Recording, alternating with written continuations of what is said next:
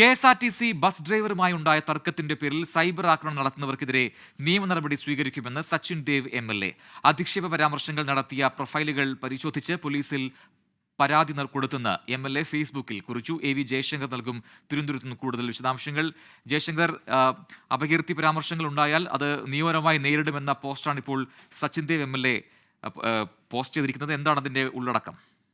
അതായത് ഈ അപകീർത്തി പരാമർശങ്ങളോട് അല്ലെങ്കിൽ നവമാധ്യമങ്ങളിലെ അക്രമങ്ങളെ നിയമപരമായി നേരിടുമെന്നാണ് സച്ചിൻ ദേവ് പറയുന്നത്. ഇതിനെതിരെ ഗൗരവപൂർണമായ നിയമ നടപടികൾ സ്വീകരിക്കും. ഇതിനോടകം തന്നെ പോലീസുമായി ബന്ധപ്പെട്ട് പരാതികൾ നൽകിയിട്ടുണ്ട്.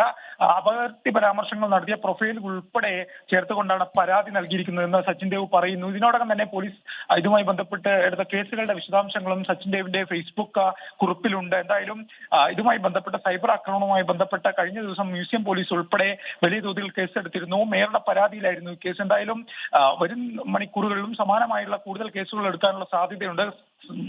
സമാനതകളില്ലാത്ത വലിയ സൈബർ ആക്രമണമാണ് ഈ തർക്കത്തിന് ശേഷം മേയറും സച്ചിൻ ദേവും നേരിട്ടത്. എന്തായാലും ഇതുമായി ബന്ധപ്പെട്ട നിയമ നടപടികൾ തുടരുമെന്നാണ് സച്ചിൻ ദേവ് ഇപ്പോൾ ഫേസ്ബുക്ക് കുറിപ്പിലൂടെ വ്യക്തമാക്കുന്നത്. ശരി, AV ജയശങ്കറാണ് വിവരങ്ങൾ നൽകിയത്.